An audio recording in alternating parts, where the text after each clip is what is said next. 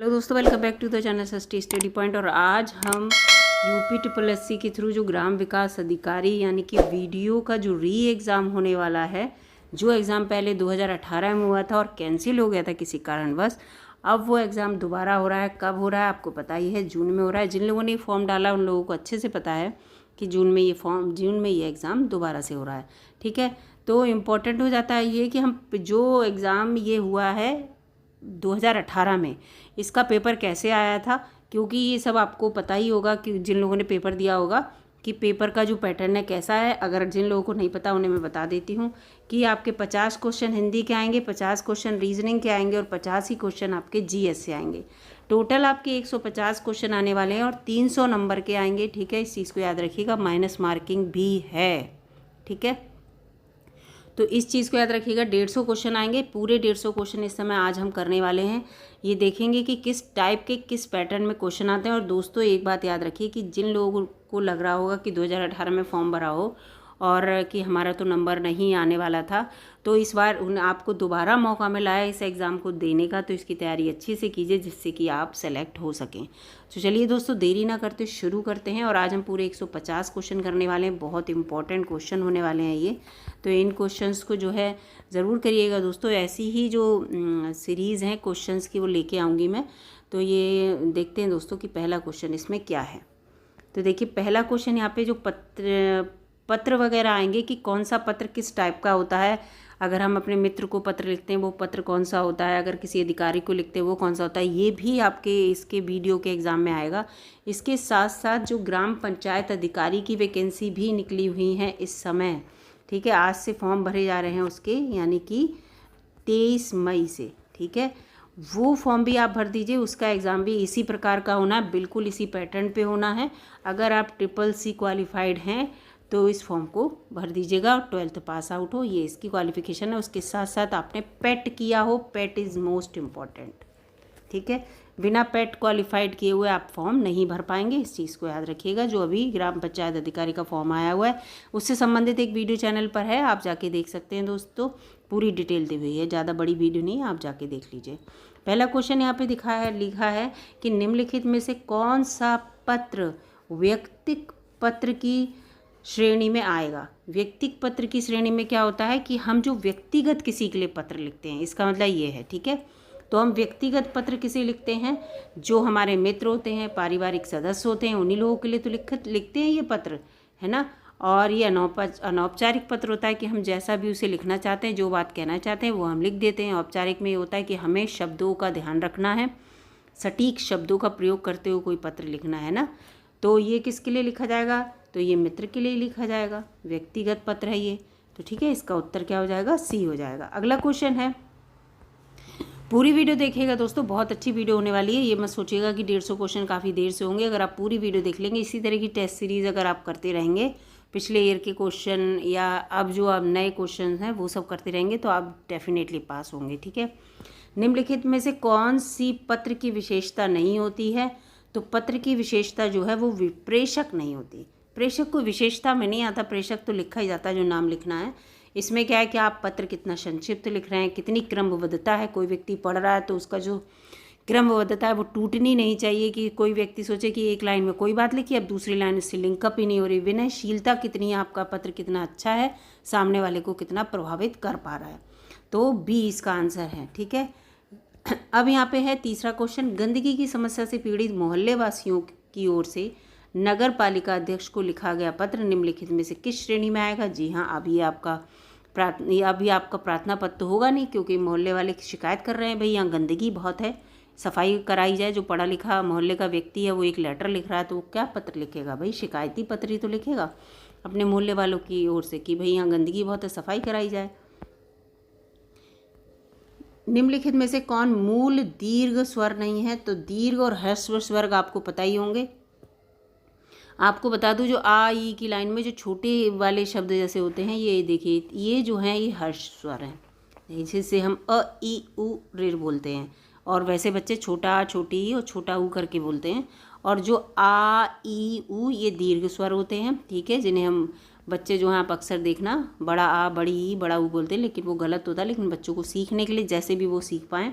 और ए है ओ ये जो हैं ये संयुक्त स्वर हैं दोस्तों, इस चीज़ को याद रखिएगा। हम स्वर की बात कर रहे हैं, ठीक है। तो इसका उत्तर क्या होगा? ओ। इसमें जो है वो दीर्घ स्वर नहीं होगा, जबकि आ, ई, उ ये तीनों दीर्घ स्वर हैं, ठीक है। अगर यहाँ केवल उ बना होता, मान लीजिए ये ना दिया होता और ये बना होता, तो ये भी ये दीर्घ स्वर में नहीं आता, इसको याद रखिएगा, ठीक है। तो ऐसे ही क्वेश्चन आते हैं दोस्तों, ज़्यादा टफ क्वेश्चन इतने आएंगे नहीं, बस ये है कि आप कितना कॉमन सेंस लगा पा रहे हैं, सबसे ज़्यादा इंपॉर्टेंट ये है। और माइनस मार्किंग है तो आपको सटीक आंसर तो देना ही पड़ेगा, इस चीज़ को याद रखिएगा। बिल्कुल तुक्केबाजी नहीं, क्योंकि तुक्केबाजी लगाते ही आपके जो आंसर हैं वो माइनस में चले जाएंगे। शुद्ध वर्तनी वाला शब्द कौन सा है इसमें, ये आपको पता ही होगा, अध्ययन शुद्ध वर्तनी वाला शब्द है, और सब यहाँ पे गलत लिखे हुए हैं, ये आप देखिएगा, ठीक है। अगला है शुद्ध वर्तनी वाला, इस फिर से पूछा कौन सा शब्द है, तो उत्तरदायी जो है ये शुद्ध वर्तनी का शब्द है। हम लोग हिंदी पढ़ते ही रहते हैं, हिंदी में अपने आप ही देखते ही समझ जाएंगे आप कि कौन सा। ये देखिए ये उत्तरदायी लिखा है, नॉट उत्तरदायी। अगला है संधियाँ 3 प्रकार की होती हैं, है स्वर संधि, व्यंजन संधि और विसर्ग संधि। तो इसमें लिखा है कि कौन सी एक संधि नहीं है, तो मैंने बता ही दिया, स्वर्ग, व्यंजन और विसर्ग तो होती हैं, अनुस्वार कोई संधि नहीं होती है। अगला क्वेश्चन है कौन सा व्यंजन संधि का उदाहरण नहीं है, तो व्यंजन संधि का उदाहरण पूछा तो ये नहीं है, ये स्वर संधि है। स्वर्ग में भी दीर्घ संधि है ये, क्यों? क्योंकि आप जब विद्यालय को अलग करेंगे तो विद्या प्लस आलय लिखेंगे, यानी कि आ मिलकर आ बन जाएंगे, और जब आ मिलकर बड़ा आ बन जाएंगे, ये देखिए पूरा इसका लास्ट वाला देखते हैं, इसका शुरू का देखते हैं ना, संधि आपने की होंगी। इसको जब हम अलग अलग करेंगे तो इसका ये वाला देखेंगे, आ है बड़ा आ, और इसका ये, ठीक है। तो इन दोनों को मिलने के बाद क्या बन गया, तब भी बड़ा आ ही बन गया ये विद्यालय में, तो इसलिए ये दीर्घ स्वर संधि है, इसको याद रखिएगा, ठीक है। और संधियाँ अगर आप पढ़ना चाहते हैं कि अच्छे से आप पढ़ पाएँ तो उसकी वीडियो भी मैं बना लूँगी चैनल पर, आप एक बार जो है कमेंट ज़रूर कर दीजिएगा, पूरा अच्छे से करके पढ़ सकते हैं हम इसे। अगला है देशभक्ति में कौन सा समास है, आप बताइएगा देशभक्ति में कौन सा समास है। तो यहाँ पे देखिए इसके 4 ऑप्शन दिए हैं आप, तो इसके देशभक्ति में जो समास है यहाँ पे लिखा ही हुआ है तत्पुरुष समास है। क्यों? क्योंकि देश के लिए भक्ति, जैसे ही के लिए भक्ति आ जाएगा तो उसमें संप्रदान, ये जो कर्ता ने कर्म को करण से आपने पढ़ा ही होगा, ऐसे कर्ता फिर आगे लगा होता है ने, है ना, कर्म को ऐसे पढ़े होंगे आपने जब पहले, तो वो जो पूरी यहाँ पे दिए हुए हैं, तो इसमें ये जो समास है इसका ये जो संप्रदान वाला है के लिए, है ना, संप्रदान के लिए, तो इसलिए जैसे ही ये लगे होंगे ना, कर्ता ने कर्म को करण से, ये सब जो लगे होते हैं विभक्ति, तो वो तत्पुरुष समास में आ जाता है, इस चीज़ को याद रखिएगा, ठीक है। इसमें भी हम समास में भी क्या होता है, हम देखो संधि में करते हैं जो अक्षर होते हैं उनको विग्रह करते हैं, लेकिन समास में क्या होता है, हम शब्दों का विग्रह करते हैं, इस चीज़ को भी याद रखिएगा। पंचवटी में कौन सा समास है, इस तो आप बहुत जल्दी बता ही देंगे, क्यों? द्विगु समास है, बताइए क्यों? क्योंकि पहला पद इसमें क्या है, संख्यावाचक है। अगर पहला पद संख्यावाचक होगा, पंच माने होता है 5, तो इसका मतलब ये द्विगु समास होगा, याद रखिएगा, ठीक है। त्रिभुज जो है वो भी द्विगु समास होगा, जिनमें पहला पद जो है, इसमें लिखा भी है, इसमें द्विगु समास है जिसमें पहला पद जो है वो संख्या बोधक है, संख्या बता रहा है, तो इसलिए वो द्विगु समास में आ जाता है। आपका रिवीजन भी हो रहा होगा जिनका तैयार होगा। अधिकारी का उपसर्ग कौन सा है, ये तो आप बता ही देंगे, अधिकारी का उपसर्ग कौन सा है, तो अधिकारी का जो उपसर्ग है अधि है, ठीक है। अलग करने के बाद जो है, अगर आप अधिकारी को अलग करेंगे, अधि और कारी, ठीक है, तो दोनों का अर्थ रहना है, कारी माने करने वाला, है ना, तो ये अधिकारी, ये इसलिए, ठीक है। अधिपति, तो ये इस तरह से याद रखिएगा, अध्यक्ष है, अधिपति है, अधिराज है, अधिकरण है, ये सम का जो है अधि है, इनका उपसर्ग क्या है, अधि है, भले ही जोड़ने के बाद आधा अक्षर बन गया है, तो ये सब जो है अधि वाले जो उपसर्ग है उससे निर्मित है, इस चीज़ को याद रखिएगा, ठीक है। अधि माने क्या होता है, श्रेष्ठ होता है, यहाँ ये भी लिखा है, अधि माने श्रेष्ठ होता है, ऊपर या सामीप्य पे, इस चीज़ को भी याद रखिएगा, ठीक है। आगे है निम्नलिखित में से किस शब्द में अ उपसर्ग नहीं लगा है, अ उपसर्ग नहीं लगा है, तो इसमें देखो अकथ में लगा अ और कथ, अभेद अ और भेद, अचूक अ और चूक, लेकिन अनुज में नहीं लगा। अनुज अपने आप में ही पूरा एक शब्द है जिसका मतलब क्या होता है, अनुज माने छोटा, ठीक है। तो इसके लिए इसमें जो उपसर्ग लगा होगा वो अनु लगा है। क्या लगा है इसमें? उपसर्ग अनु लगा हुआ है। तो इस चीज़ को याद रखिएगा, इसमें आ नहीं लगा है। तो आ वाले ये हैं, देखो पूरा यहाँ पे दिया है कि इसमें अनुज में आ ना लग के अनुपसर्ग है। आ माने होता है निषेध, तो जैसे अकथ, अभेद, अचूक, अपड़, अजान, अलग, ये सब हैं। ठीक है। अनु में कौन होता है? अनु माने क्रम, बाद में माने बाद में, या पश्चात, या समानता, ऐसा होता है। जैसे अनुकरण, अनुवाद, अनुचर, अनुपात, अनुकूल, इनमें अनु लगा है। ऐसे अनुज में लगा है अनु। ठीक है, इस चीज़ को याद रखिएगा। फिर है निम्नलिखित में से किस शब्द में नी प्रत्यय नहीं लगा है? नी प्रत्यय नहीं लगा है। देखो यहाँ पे देखिए कि नौक रानी में नहीं लगा है, जबकि शेर के साथ नी लगा दो, मोर के साथ नी लगा दो, कुट के साथ नी लगा दो, लेकिन नौक रा और इसके बाद नी लगा दोगे कोई मतलब नहीं रहेगा। ठीक है। तो यहाँ पे देखो ये लिखा हुआ है पूरा कि नौकरानी में आ नहीं होगा। नौकर को आप अलग कर दो और प्लस आनी कर दो तो नौकरानी हो जाएगा। तो इसमें आनी लगा है, तो नौकरानी में नी प्रत्यय ना होके आनी लगा है। नौकर प्लस आनी, और शेरनी, मोरनी, कुटनी में नी प्रत्यय लगा है। ठीक है। प्रत्यय माने होता है पीछे लगा होगा जो एक शब्द, मतलब अक्षर जो मात्रा सहित अक्षर लगा होगा तो वो पीछे, और उपसर्ग माने आगे, ऐसे याद कर लीजिएगा। ठीक है। तो आपको याद रहेगा उपसर्ग का मतलब क्या होता है, प्रत्यय का मतलब क्या है, कि जोड़ने के बाद उसका अर्थ बदल जाए। उसको जोड़ने के बाद उपसर्ग या प्रत्यय को उसका अर्थ बदल जाए। ठीक है। इसमें देखो ये लिखा है निम्नलिखित में से कौन सा शब्द तत्सम नहीं है? तत्सम और तद्भव, तद्भव आप जानते ही हैं। तो तत्सम कौन सा है? तत्सम जो नहीं है वो है सी, कूची। कूची जो है वो तत्सम नहीं है, जबकि कपाट, कीटक और कुंभकार ये तत्सम है। तो तत्सम और तद्भव भी आपको पता होंगे क्या होते हैं तत्सम तद्भव। तो कूची जो है देखो तत्सम शब्द नहीं है, कपाट, कुंभकार ये तत्सम शब्द हैं, जिसमें तद्भव शब्द क्रमशः किवाड़ और कुम्हार होते हैं इसके। ठीक है। तो तद्भव वो होते हैं जो हम अपनी भाषा में उसे ढाल लेते हैं अपने अनुसार, जो हमें बोलने में आसानी होती है उस तरह से हम सामने वाले को बोलने लगते हैं। लेकिन तत्सम शब्द जो होते हैं एज सच संस्कृत से उठाए हुए शब्दों को हम बोल रहे हैं। जैसे हम कुंभकार नहीं कहते कुम्हार को, हम कुम्हार कुम्हार कहते हैं क्योंकि बोलने में हमें सही लगता है। जबकि तत्सम शब्द जो है संस्कृत में कुंभकार होता है वो। तो तत्सम जो होता है बिल्कुल प्योर शब्द को कहते हैं, जो हम शब्द हमने जो संस्कृत से उठाया है। लेकिन तद्भव शब्द जो होता है वो हम अपनी मर्जी से अपने आराम के लिए बना लिया हमने, कि हमें बोलने में कौन सी आसानी होगी। अपनी क्षेत्रीय भाषा के अनुसार आप मान सकते हैं कि जो हम बोलते चले आ रहे हैं। अब इसमें फिर पूछा है निम्नलिखित में से कौन सा शब्द तद्भव है। अब तद्भव शब्द मैंने बताए थे जो हम अपनी भाषा में बोल लेते हैं। ठीक है। तो इसमें जो है डी जो है वो तद्भव है, जबकि पक्षी, पक्ष और पतन, वैसे भी जिसमें ये छा लगा हो, जिसमें ये शा लगा हो, जिसमें त्रा लगा हो, जिसमें ऋण की ये मात्रा लगी हो, वो ज़्यादातर जो शब्द होते हैं, मोस्ट ऑफ द वर्ड्स जो होते हैं वो क्या होते हैं, तत्सम ही होते हैं। ठीक है। इस चीज़ को याद रखिएगा।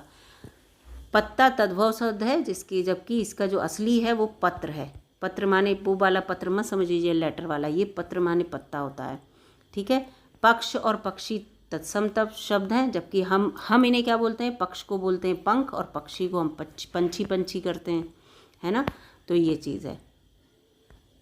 तत्सम, इसमें आप पूछा कौन सा तत्सम शब्द है, यानी कि जो बिल्कुल संस्कृत जैसा लग रहा हो। तो देखिए इसमें कौन सा तत्सम शब्द है, शोभन। शोभन जो है वो तत्सम शब्द है, जबकि 16 और सोता और सोना, सोना को देखो हम स्वर्ण कहते हैं, आपको पता ही है। तो शोभन ये देखो है शाह, जैसे इस टाइप के जो शब्द लगे हों, अक्षर लगे हों, तो आप समझ जाइए कि ये बिल्कुल ऐसा संस्कृत से उठाया हुआ तत्सम शब्द है। शोभन तत्सम शब्द है। तद्भव इसका सोहन है। 16, सोता और सोना तद्भव हैं, क्योंकि इन्हें हम वैसे जो तत्सम शब्द इनके जो हैं वो षोडश होता है। आपने संस्कृत पढ़ते होंगे तो षोडश पाठा करके आता है, पाठ अगर का नाम हो। स्रोत होता है, सोता माने स्रोत होता है, कहीं से पानी निकलता है ना, पानी निकलने वाले को कहते हैं स्रोत। कहीं पहाड़ों से पानी अगर निकल रहा है तो कहते हैं ये स्रोत है पानी का, तो सोता कहते हैं। और सोने को स्वर्ण कहते हैं, ये मैंने बता दिया। फिर है उत्पत्ति के आधार पर शब्दों के 4 भेद किए गए हैं, और इनमें से कौन सा जो भेद है वो गलत है।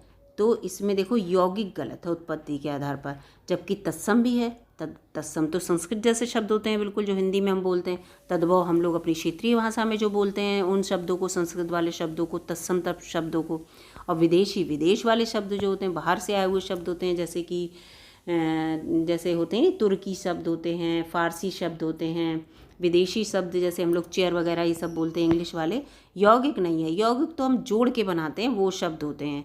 तो ये देखो लिखा 4 भेद होते हैं, तत्सम, तद्भव, देशज और विदेशी, याद रखिएगा। लेकिन रचना और बनावट के आधार पर, ये उत्पत्ति के आधार पर है, याद रखिएगा। शब्दों के भी तरीके वो हैं, भेद किस किस के आधार पर, ये उत्पत्ति के आधार पर हैं। जबकि रचना और बनावट के आधार पर अगर हम पूछेंगे, कहेंगे कि किस किस तरह के नए नए शब्द बनते हैं, तो 3 प्रकार के होते हैं, रूढ़, यौगिक और योग रूढ़। ठीक है, तो यौगिक जो होता है जब हम उसे जोड़ देते हैं तो कोई नया शब्द उसमें बन जाता है, उसका अर्थ भी नया बन जाता है। ठीक है, ये भी मैं पढ़ा दूंगी आपको, अगर आप पढ़ना चाहते हैं तो पूरा डिटेल में बढ़िया करके, और छोटी सी वीडियो में बन जाएगा। अगला क्वेश्चन है, निम्नलिखित में से कौन सा शब्द समूहवाचक संज्ञा नहीं है? तो कौन सा शब्द नहीं है? दौड़ नहीं है। समूहवाचक संज्ञा का मतलब जहाँ पे समूह हो, ग्रुप हो, तो सभा में बहुत लोग होते हैं, भीड़ में बहुत लोग होते हैं, कक्षा में बहुत लोग होते हैं, लेकिन दौड़ तो हम अकेले भी सकते हैं भाई। ठीक है, तो आपको ये समझ में आ गया, समूह माने ग्रुप। अगला क्वेश्चन है, निम्नलिखित में से कौन सा शब्द द्रव्यवाचक संज्ञा है? तो द्रव्यवाचक संज्ञा कौन सी है? दूध है। द्रव्य का मतलब क्या होता है? लिक्विड। तो लिक्विड किस में है? दूध में है। तो ये बिल्कुल नाप तौल के लिए जिनकी ज़रूरत हमें पड़ती है, ठीक है, वो द्रव्यवाचक संज्ञा कहलाते हैं। दूध है, पानी है, नाप तौल से संबंधित है द्रव्यवाचक में। हाँ, माफ़ कीजिएगा, वो द्रव होता है, लिक्विड होता है द्रव, और ये द्रव्य की हम बात कर रहे हैं। द्रव्य माने पदार्थ, द्रव्य माने पदार्थ। ठीक है, यहाँ पे थोड़ा सा कन्फ्यूज़न हो गया था एकदम। तो द्रव्य माने यहाँ पे पदार्थ होगा, लोहा है, सोना है, चांदी है, जिसे हम नाप तौल सकें। ठीक है, जिसकी नाप तौल कर सकें, ये द्रव्य वो है। मैटर जिसे कहते हैं, नॉट लिक्विड। ठीक है, थोड़ा सा गलत हो गया था, इसके लिए क्षमा चाहती हूँ मैं। अगला क्वेश्चन है ये, वह आप ही चला गया, वह आप ही चला गया। इसमें जो रेखांकित शब्द है आप, ठीक है, सर्वनाम के किस भेद का ये उदाहरण है? आप का मतलब क्या होगा बताओ? स्वयं ही चला गया। आपका मतलब क्या होगा? वो स्वयं ही चला गया। तो स्वयं माने अकेले की बात होगी, तो यहाँ पे आप निजवाचक की, निजी बात हो गई ना ये अपनी, तो निजवाचक से संबंधित हो गया ये, तो इसलिए इसका यहाँ पे जो है ये निजवाचक शब्द हुआ। गिलास में थोड़ा दूध है, इसमें विशेषण किस भेद के अंतर्गत आएगा? जो भी विशेषण है, तो थोड़ा का मतलब क्या हुआ? हम उसकी अमाउंट बता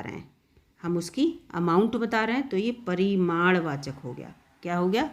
परिमाण। आप ना ही उसकी संख्या बता रहे हैं, ना गुण बता रहे हैं, ना संकेत कर रहे हैं, आप उसकी अमाउंट बता रहे हैं, तो इसलिए ये परिमाणवाचक हो गया। अगला है, क्रिया के मूल रूप को क्या कहते हैं? क्रिया का जो मूल रूप है उसे क्या कहते हैं? धातु। धातु आपने पढ़ी होंगी, संस्कृत में बहुत पढ़ी होंगी, धातु रूप है ना, पढ़े होंगे, पठती, पठता, पठंती, क्रिया के ही तो रूप होते हैं धातु रूप। और आपने वैसे भी तो क्रिया के रूप पढ़े होंगे, प्रेजेंट, पास्ट, फ्यूचर, वो भी तो ये संस्कृत में होते हैं। वो पठती, पठता वर्तमान में है, पठस्यति, पठस्यता जो है वो भविष्य के लिए होते हैं, पढ़ने वाले हैं ना।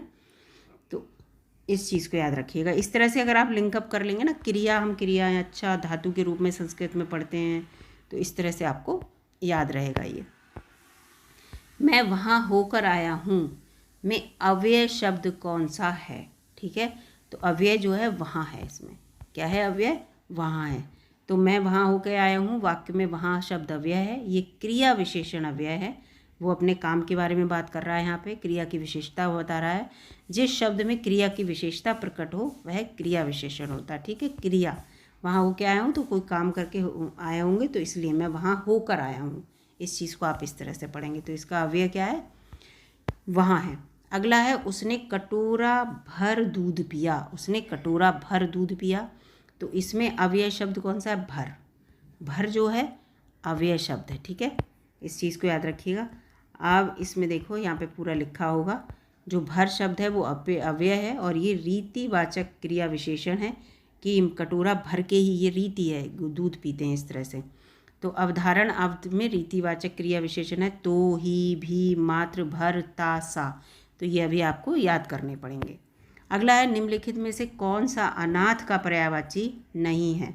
अनाथ का पर्यायवाची नहीं है, तो अनाथ का पर्यायवाची बेसहारा होता है, यतीम भी होता है, निराश्रित भी होता है, यानी कि, लेकिन जो अनाड़ी है ये पर्यायवाची इसका नहीं है। पर्यायवाची माने सेम अर्थ निकल रहा हो उसे पर्यायवाची कहते हैं।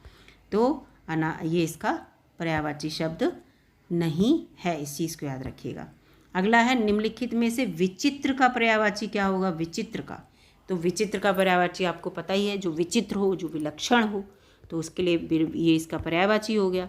ठीक है, इसके साथ साथ इसके और पर्यायवाची भी हैं, अद्भुत, अनोखा, अनूठा, ये सब इसके पर्यायवाची हैं। अगला प्रश्न है निम्नलिखित में से अमृत का विलोम बताओ। अमृत का विलोम क्या होगा भाई? अमृत का विलोम अपने आप ही आपको दिख रहा है, विष होगा भाई। ठीक है, और अमर का विलोम जो होता है वो मृत्यु होता है। ठीक है, इसका विलोम जो होगा वो मृत्यु होगा, विश्व तो संसार है ही। ठीक है, इस चीज़ को याद रखिएगा। अमर का विलोम यहाँ सामने लिखा है, और और इसका विलोम क्या होगा? अमृत का विष होगा। एक बार फिर से बार बार रिपीट इसलिए कर रही हूँ जिससे कि आपको याद हो जाए। निंदा का विलोम क्या होगा? निंदा का विलोम होगा स्तुति। निंदा माने हम किसी की बुराई कर रहे हैं, उसके बारे में हम गलत सोच रहे हैं। स्तुति माने किसी अच्छे के लिए याद कर रहे हैं, जैसे हम ईश्वर की स्तुति करते हैं ना अच्छे के लिए, वो है। ठीक है, को कोई नहीं टाल सकता, को कोई नहीं टाल सकता, तो किसको नहीं टाल सकता भाई? नियति को कोई नहीं टाल सकता, आपको पता ही होगा इसके बारे में। अपने के लिए लड़ना धर्म है। अपने किसके लिए लड़ना धर्म है बताइए? अपने के लिए लड़ना धर्म है, तो अपने स्वत्व के लिए, अपने स्वत्व के लिए लड़ना धर्म है। ठीक है, अपने खुद के लिए, अपने अस्तित्व के लिए। अगला क्वेश्चन है अनियमित के लिए उचित वाक्यांश सुने। अनियमित के लिए, जो नियमानुकूल ना हो वही तो अनियमित होगा। ठीक है, जिस पर आक्रमण हो, इसके लिए वाक्यांश बताइए, तो आक्रांत। ठीक है, जिस पर आक्रमण हो वो आक्रांत है, और जो आक्रमण करता है वो आक्रांता होते हैं। नहीं, बाहर से आक्रांता आए थे हम बताते हैं, तो जिस पर आक्रमण हो उसके लिए आक्रांत बोलेंगे। अपने प्राण खुद ही समाप्त कर लेने वाले के लिए आत्मघाती शब्द बोलते हैं। ठीक है, इसको याद रखिएगा। जिस पर आक्रमण हो वो आक्रांत है, लेकिन जो आक्रमण करता है उसे आक्रांता कहते हैं। गुड़ गोबर कर देना का मतलब क्या है? सब बेकार कर देना। ये तो कहते सब तुमने गुड़ गोबर कर दिया, बना बनाया काम क्या करा? बिगाड़ दिया। तो यही उत्तर है इसका। अपने आप ही दिमाग लगाया करो, घर में मुहावरे कैसे बोले जाते हैं तो उसका उत्तर आपको समझ में आ जाएगा। हथियार डाल देना। हथियार डाल देने का मतलब क्या होगा? हम हार मान ले रहे हैं, भाई मैंने तो हथियार डाल दिए, मैं अब तैयारी नहीं कर पाऊँगी। ऐसे लोग करते हैं ना, अरे होगा, नौकरी लगे ना लगे भैया मेरे बस की बात नहीं, मैंने तो हथियार डाल दिया, हार मान ली।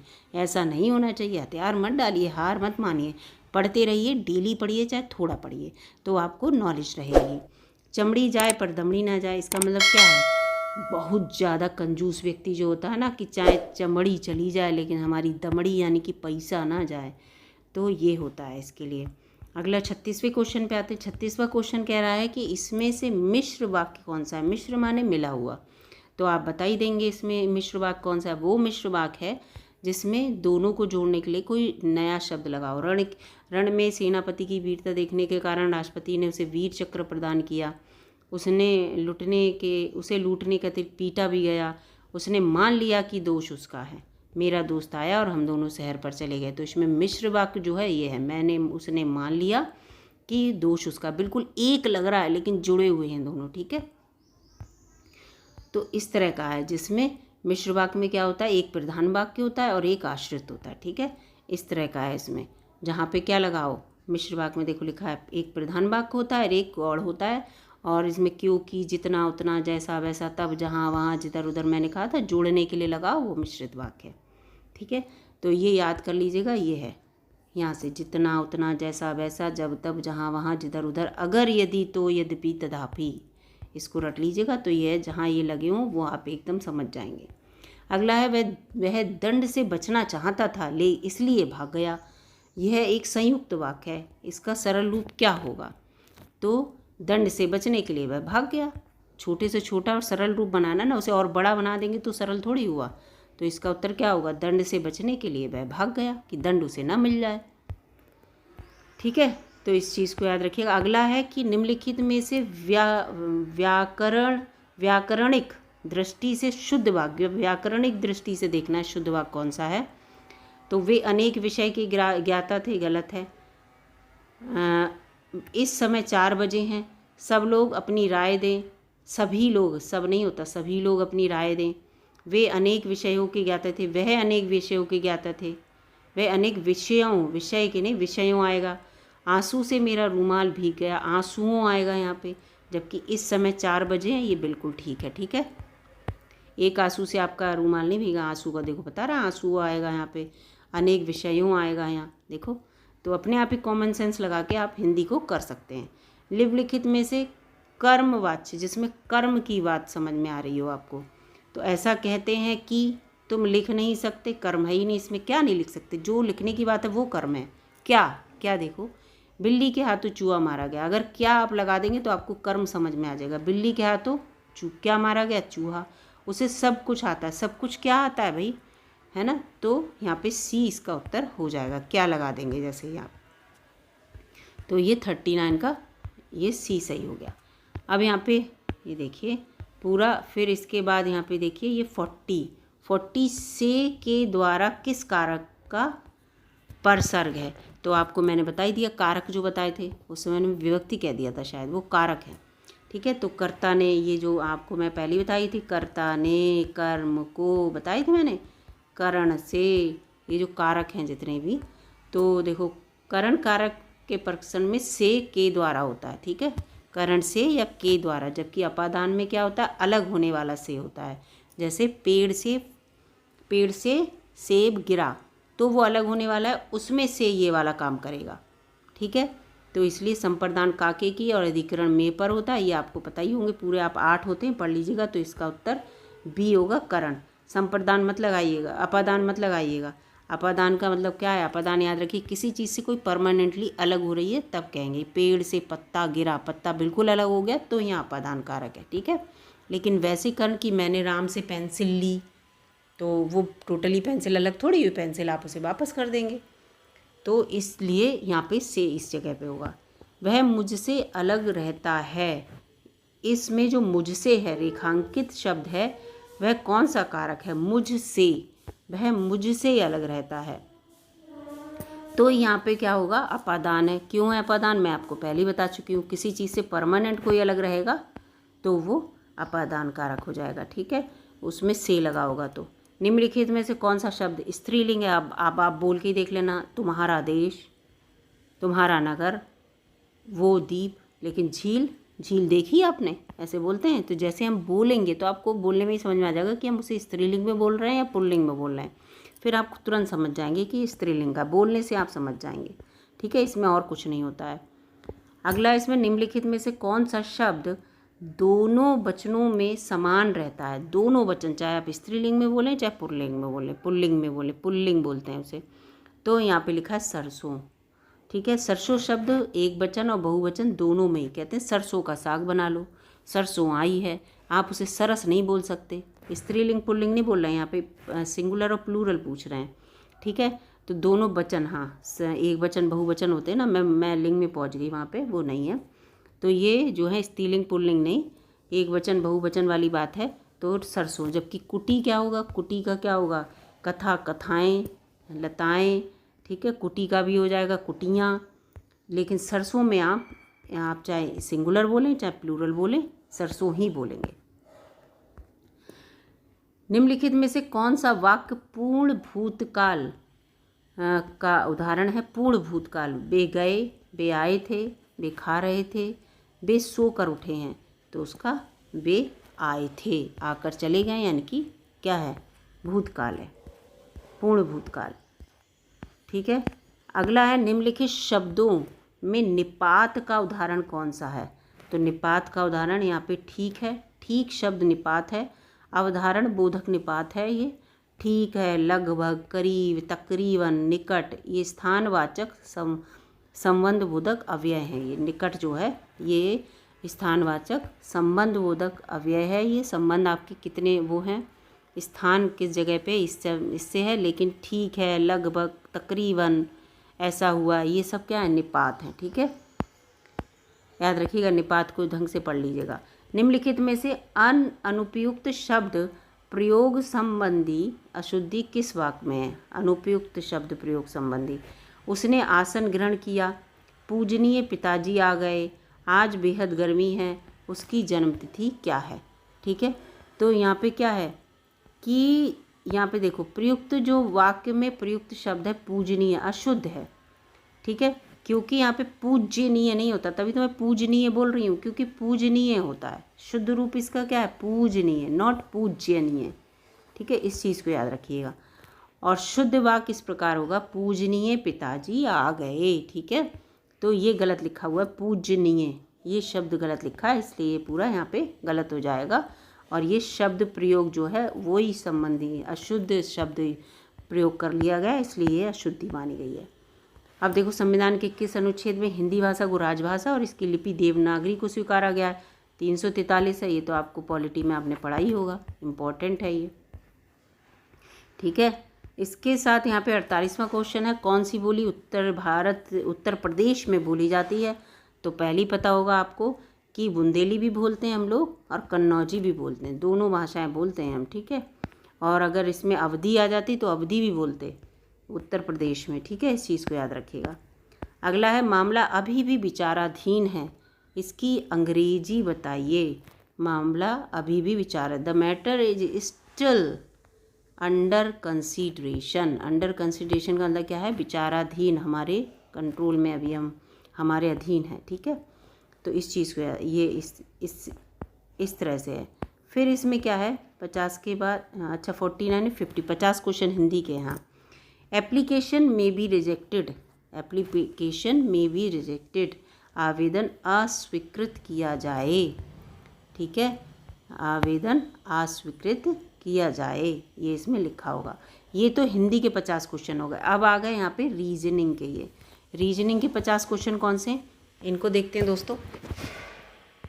वीडियो भले ही दोस्तों बड़ी हो जाएगी, लेकिन यह पूरा मैं पेपर कराना चाह रही हूँ, इसलिए आप आराम से इस पेपर को कीजिए, जिससे आपको ये ना लगे कि पेपर किस टाइप का आएगा और हम कैसे सॉल्व करेंगे। 120 मिनट आपको मिलेंगे, याद रखिएगा। 2 घंटे मिलेंगे 150 क्वेश्चन करने में, ये भी आप याद रखिएगा। निम्नलिखित में से कौन सा विषम है, उसका चयन कीजिए। तो देखो लोहा, तावा और तावा, एल्यूमिनियम और लोहा, ये तीनों चीज़ें एक सी हैं, लेकिन इस्पात जो है अलग है, क्योंकि ये मिश्र धातु है और ये लोहा और कार्बन के जुड़ मिलाने के बाद ये बनती है। जबकि वो धातुएं जो है जैसी होती हैं वैसी ही हमें जैसी एनवायरनमेंट में मिलती हैं वो हैं, उनमें कोई मिलाकर नई धातु के रूप में नहीं बनाया जाता। अगला है, दिए गए विकल्पों में से उस आकृति का चयन करो जो निम्नलिखित आकृति की श्रृंखला को प्रतिस्थापित कर सकती है। अब आप खुद देख लीजिए, इसमें जो था ऐसे ऐसे थे, ये हो गए ऐसे ऐसे, तो जब ये ऐसा है तो ये कैसे हो जाएगा, ये भी ऐसे ऐसे हो जाएगा, है ना। रीजनिंग में ये तो आसानी है, तो इसका उत्तर कौन सा हो जाएगा, बिना देखे आपको डी उत्तर हो जाएगा।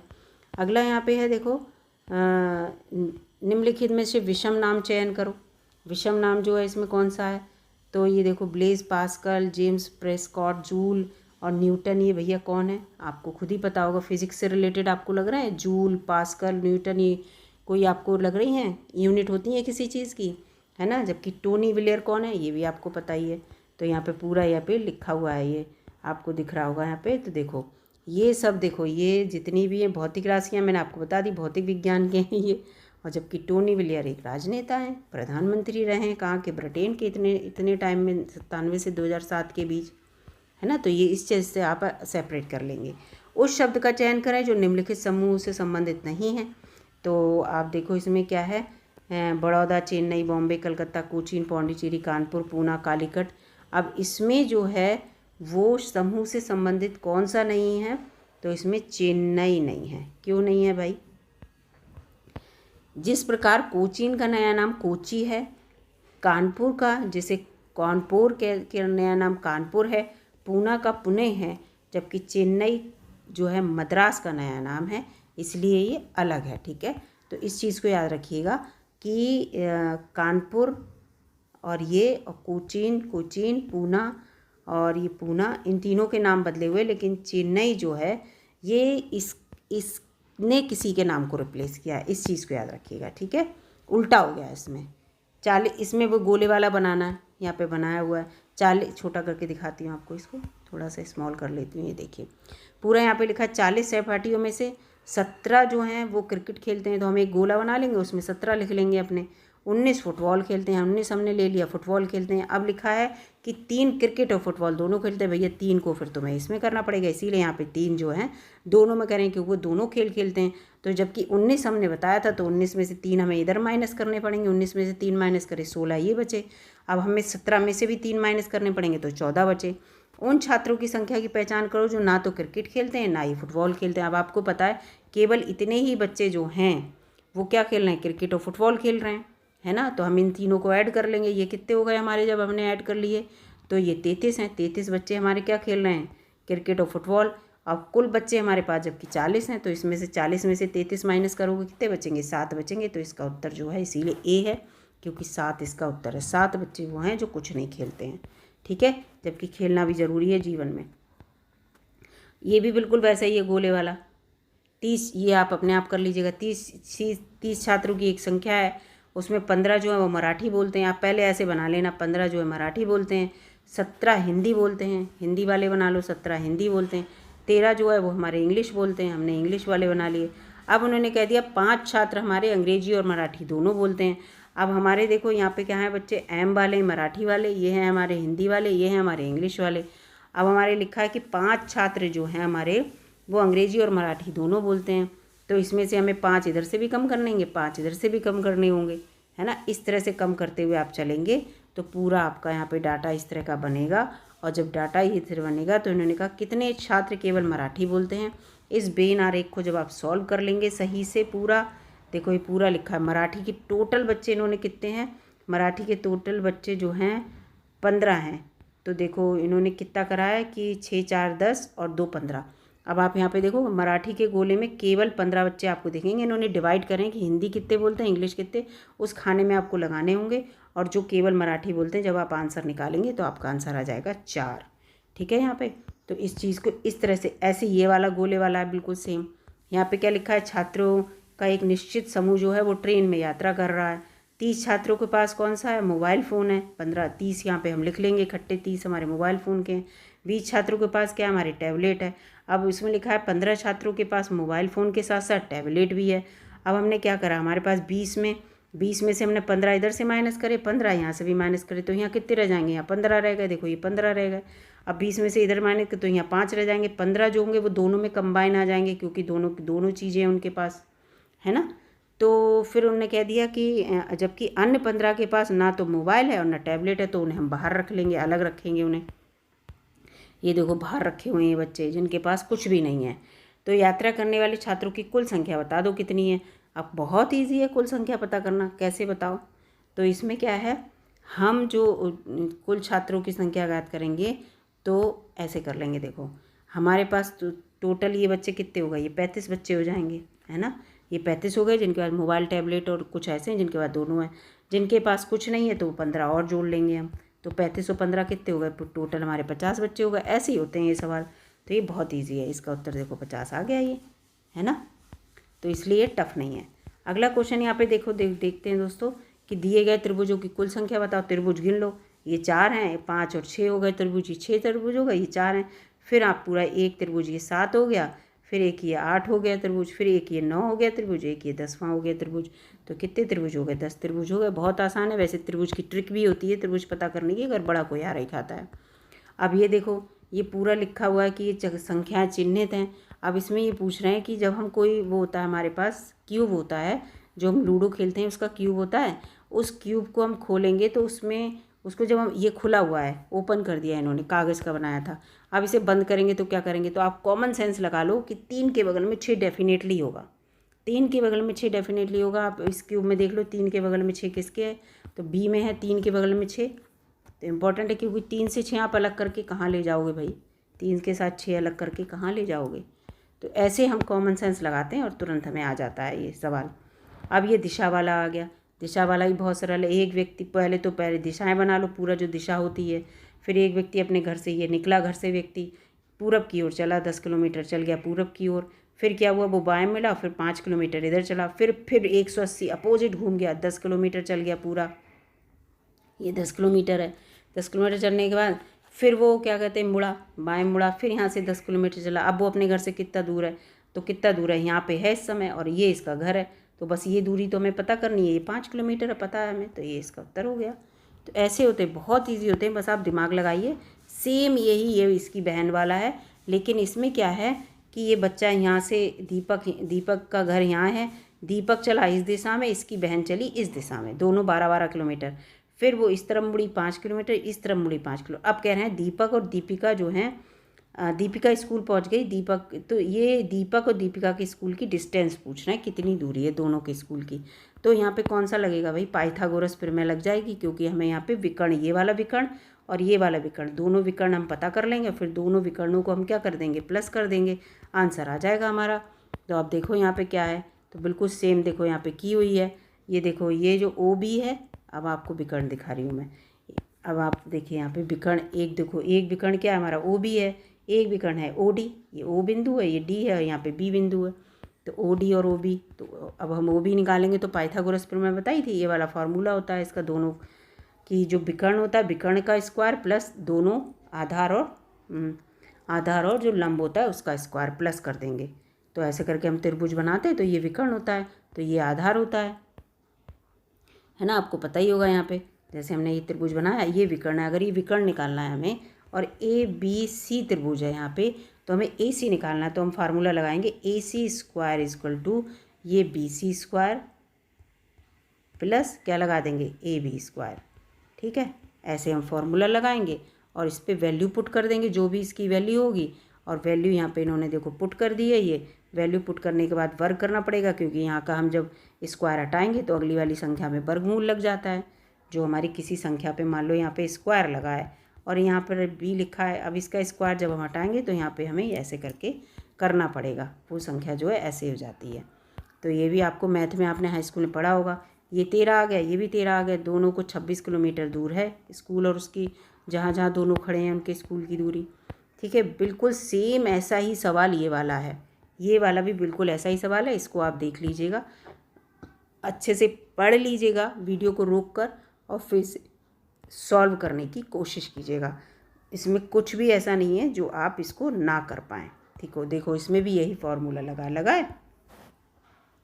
ठीक है, तो ये बहुत आसान है। अब ये भी वही आ गया ना, जो हम डाइस होती है हमारी लूडो वाली डाइस है, उसको जब हम ओपन करेंगे तो कौन सा तरीका होता है, बहुत इंपॉर्टेंट ये होता है। ठीक है, इसको रट लीजिएगा कि ऐसे 3 यहाँ पे बने होते हैं, 4 यहाँ पे बने होंगे, और 2 एक नीचे इधर लगा होगा, एक इधर लगा होगा। ठीक है, इस चीज़ को याद रखिएगा।